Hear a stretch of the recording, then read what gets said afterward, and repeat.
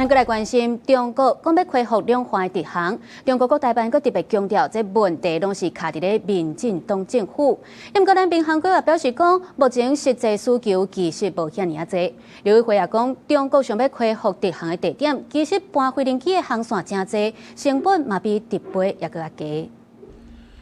第10會了後，對方是趁這個勢提出真濟項涉台措施，發為推動恢復兩岸的直航。中國國台辦閣講，兩岸的航線是受到民進黨當局的干擾，呼籲台灣順應民意，取消無合理的限制。但交通部講，目前兩岸直航的10個航點，逐禮拜規劃420班，但實際飛敢若310班。目前的兩岸航班的情況來看，其實需求沒有特別高漲，以實際營運的航班來講，應該是可以應付這樣子的需求。根據對方的海峽兩岸航空運輸交流委員會表示講，已經請台灣的台北市航空運輸商業同業公會透過空運小兩會致函咱這邊。劉委會證實4月初7已經收到內部實來評估，業者是點出2025年台灣飛去中國的旅客數有差不多330萬人次，比作出境第2濟的所在，因為航點無夠。在疫情之前，我們兩岸的航線呢，最高呢有高達50幾個航點。航點呢，如果能夠讓